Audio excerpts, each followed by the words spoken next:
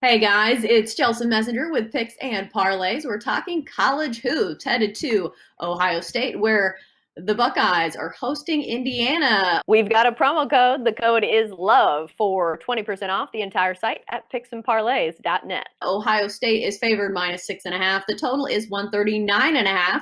Ohio State having a heck of a season so far, 16-4 on the year, 12-7-1 against the number. Meanwhile, Indiana comes in 11-8, 11-7-1 against the spread. And speaking of guys that are having great seasons, Chirimbes is joining us, who fresh off a nice little weekend on his Fab Five picks, going 4-1, and then 4 out of 5 winning days this week when it comes to college basketball. So, Chip, who are you looking at, or what's the play in this Indiana Ohio State game? Well, Chelsea, it's an interesting matchup in the fact that Ohio State's number 5 in the nation, and I really haven't perceived them as being that strong, like the number 5 team in the entire country.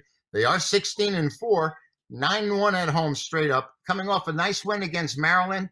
Indiana comes off an improbable win against Northwestern. We did have Northwestern in the points, though Indiana won in overtime by 3. They had no business winning the game at all. They only led the entire game, including the overtime, for like 2.5 minutes. But, in this series, the Dog has played well. These two teams seem to come at each other. Dog has gone 4-1 in the last 5. And then you have Ohio State at home, and they've gone 20-8 against the number the last 28 times they've hosted teams. 139.5 is I think a pretty high number. I think they're expecting some kind of scoring between these two teams, and I expect this game to go over the total. They've both been very proficient offensively. Indiana used to be known for their defense. It just doesn't go that way anymore with the Hoosiers. They're looking to run you out of the park. The home team has won 5 of the last 6. The Dog has won 4 of the last 5.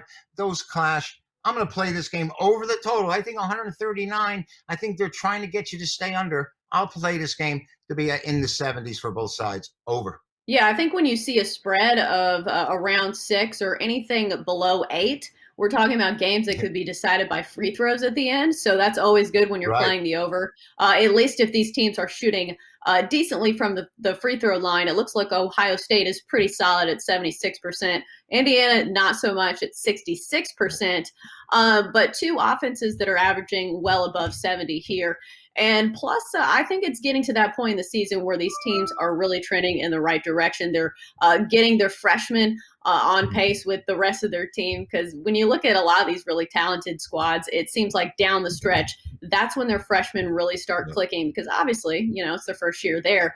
Not sure if that's really the case as much with these two squads as opposed to some of the other ones. Ohio State's been really good at covering the number as of late, 4-1 against the number in their last 5 games. Anything else you're looking at in this one that you think bettors should be aware of?